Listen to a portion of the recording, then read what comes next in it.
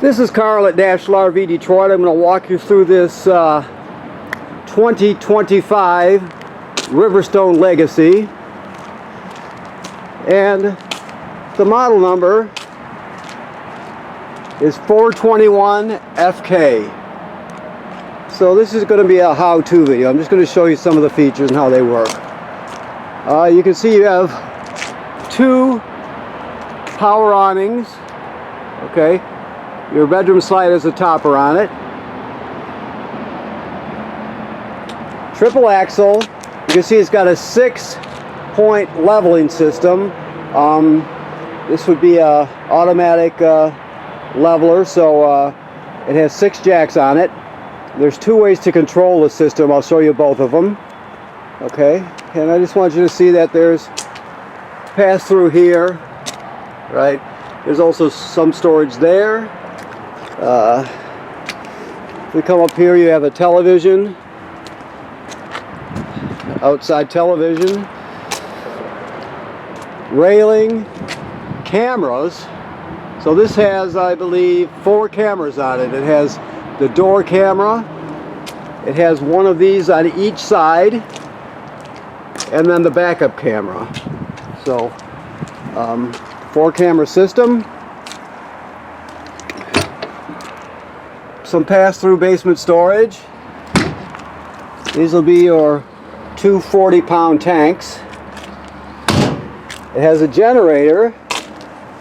The generator, you could operate it by removing this front panel, but you also operate it from inside the trailer, which is the most common way to do it, of course. It's liquid propane fueled, so we'll go over that when we get inside. There's your hydraulics there, and this is your power inverter. So this inverts power. So inversion, okay, just for the people that don't know, inversion is starting with 12-volt DC and inverting it to 120 AC. If you have like an AC refrigerator, this would power your AC refrigerator when you're going down the road. So this does have converter inside, which converts AC to DC, but this inverter inverts DC to AC. Okay? Alrighty. So you have a battery, a lithium battery, as you can see. Then on this side of the pass-through basement, you have obviously your dump hose and your sprayer. That's a kill switch for the battery. You can shut it right off of the system. This is for your ice maker, okay? And of course a low point drain. There's a hit. So let me even go a little farther. It might have. Let me look up here. Okay. All right. Let me look here. Okay, cool. All right. So while we're here, this is the first way to run the leveling system. You can see there are instructions right here. The two common commands you're going to want is auto level, right, which is going to level it, and then of course if you look up here, you can scroll down one and it'll say auto hitch. Press enter to begin. Auto hitch is the other one. So what happens when you unhitch your trailer or your tow vehicle from the fifth wheel, and you come in here to push auto level, the system will remember the last position it was in before you auto level. That's considered hitch height. So when you're getting ready to leave, you'll push hitch height and it'll return it to that position so you can slide right underneath it. There'll be one here that says you know, level all or retract all, something like that. It won't hurt anything, but it'll nosedive the trailer because it'll retract the landing gear too. You got to make sure nothing's underneath if you do that, but there's really no reason to do that. You just, you know, when it comes down to it, you have auto level and auto hitch height. Plus you can operate the jacks independently from each other too, which you can learn that as you go. And inside the trailer, I said there were 2 ways. There is a touch screen that does this. It has some more features too, but we'll go over that when we get inside a little bit. And this is your water manifold here. all the water. Okay. All right. Tanks, galley, fresh water. You can see the dump valves there. You got slide toppers on all your slides on this side. This is a Truma on-demand water heater here. So this will give you non-stop hot water. The reason it has two ons, the top one on is an eco mode where it uses less energy, and then you have your normal mode here. That's why there you have two on switches. So you basically non-stop hot water. When it comes to your water station here, you have your other valves here, two grays and a black. This is your city water hookup here. That's where the hose goes. You look at these drawings, there's 5 different drawings. Like city water is the most common. So for city water, you can see you would change this one here and this one here, so it matches that diagram. And now when you hook the hose there, the city water will operate all your plumbing, everything will work.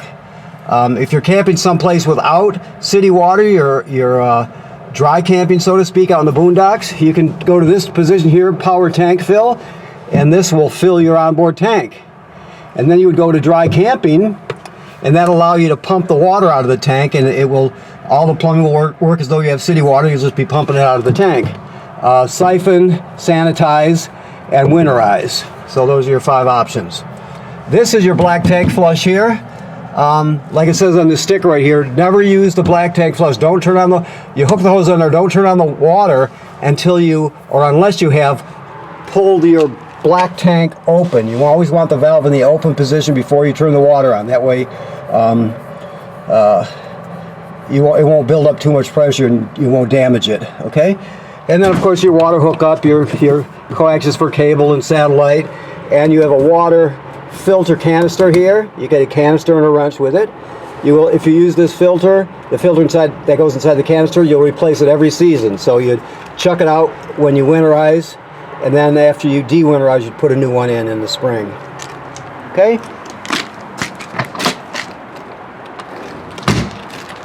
Okay. Your power cord, 50 amp system. You have a reel. You pull the cord out, and then you use this to wind it in. Okay? So you pull it out and use the motor to wind it in. You have a ladder, which is great, with a backup camera, of course. The ladder is great because the manufacturer states every 90 days someone should go up there and check out your roof to make sure it wasn't damaged by low branches or road debris flying up there. Just give it a good inspection. If you see any issues, take care of it immediately. Odds are you won't have to do anything for years, but you just don't know for sure. So you want to take a look so you know what's happening up there. Okay?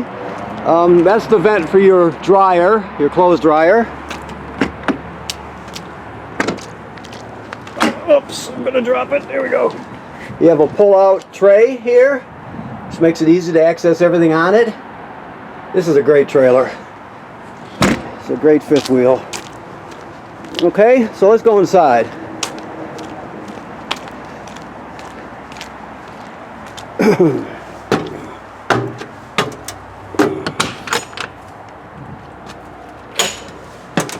Okay, so here we go. We'll start off with the control panel. It does have a touch panel on it. Okay. Touch it to light it up. Right now we're on HVAC. Of course, you know, a lot of this is self-explanatory. You have all your levels, your tank heater, your water pump. This one here will do the leveler that I told you about. Auto level, retract all. You want to go with hitch height. That's the way to go. Okay. If you scroll up, you got your slide outs and your awnings. Okay. This says here, just so I'm sure you'll read this, but it says important. Fully extend and retract slide outs during operation to keep proper calibration. So and what they're selling us is when you're gonna bring them in and out, extend them all the way, just so the calibration stays right. So just don't bring them out halfway and that sort of thing. Okay. This is your control panel here. I can't see that well. Let me see here.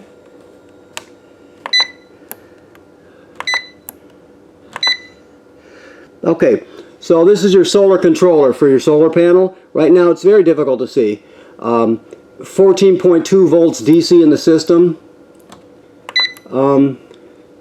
You're gaining 0 amps from the sun right now because your battery is totally charged. So if it's totally charged, it shuts the panel down. So keep that in mind. But this tells you how many amp hours you have. It tells you how many volts DC you have and the amount of sunlight you're converting to amps, how many amps you're storing in your battery, okay? That's the solar controller. There's also apps for this, of course. It'll tell you that on your stickers here. You could use an app for your phone if you choose to. Okay, while we're standing here, I mentioned the inverter, which inverts 12 volt DC to 120 AC. Well, this is the converter here. This does the opposite. This starts off with shore power, 120 AC, and inverts it down to 12 volt or over to 12 volt DC. So you can see you got regular circuit breakers here like you'd see at home, and they're all labeled, right? That's 120 AC. Then it's converted to 12 volt DC here on this side. You got 12 volt fuses, and they're all labeled, okay? So that's where you get your 12 volt from. This is also a battery tender, so it'll also charge your battery when you're plugged in. Storage everywhere, of course, just like a boat. Okay. Most of this here is self-explanatory, of course. You're just going to push this in to light it. You hold it a few seconds to make sure it lights and stays lit. So you go to temperature and then push it in. And that works for all of the oven and the burners, of course. Your dishwasher works like any other dishwasher. There's nothing unique about it. So you have that. And then you have remote here for your powered fan here, right? So you don't have to reach up there. You can operate it from this remote right here. Okay. Your keys are hanging here on the sink. And the rest of the storage. Now I mentioned you always want this in place when you're traveling. Otherwise you don't want your doors to fly open and get dented. That the inverter that I showed you inverts 12 volt DC to 120 AC and sends it to the refrigerator. Therefore, when you're pulling down the road, you're unplugged from AC, right? So the inverter takes the 12 volt DC from your lithium battery, inverts it to 120 AC and sends it to your refrigerator, so you can keep your refrigerator running when you're traveling. The alternator on your tow vehicle in turn charges the battery, as well as the solar panels charge the battery. So yep, it does all that. All the drawers are self-close, of course. Very nice. You have a convection microwave. Okay. Excuse me. You have your power recliners. This is a hide-a-bed, so you pull the backs right off and set them aside. Then you grab it down here. It folds out two panels, and then the back folds into place, so it's like a 3-panel hide-a-bed. It's really good. You also have your refrigerator, I do it every demo. This is not the refrigerator. This is the fireplace, which has a remote. Okay, the refrigerator, all right. So it's a space heater, so it really kicks out the heat. You can change the flame. It's got a timer on it, a thermostat, so it's really good at taking the chill out of this area on those days where you don't quite need your furnace. That way you don't have to use your limited supply of LP. You can just use campground power. So you have that. This is your carbon monoxide LP gas detector. It should always be green. If it's not glowing green, get it serviced. And you also can push that button there to test it. But it's very important, obviously. It detects carbon monoxide buildup or LP leak. So you want that working. So make sure you keep after it. Never let it fail on you and not be replaced or repaired. This is your sound bar. The sound bar, has Bluetooth, radio, everything you need, and then some. You can select the speaker zones inside and outside. Of course, you got a huge TV. It normally has the. I didn't prep this one, so he normally has the. We normally keep the remotes and everything sitting out so you can see them. But oh, here they are here. So this piece here is for your Thru water, on-demand water heater. This clips right in. There's a red metal bar, or what would you call it, a plate on a hinge. You bring it down and you put this in there. We'll show you that when you pick up. I'll set that right there. This is your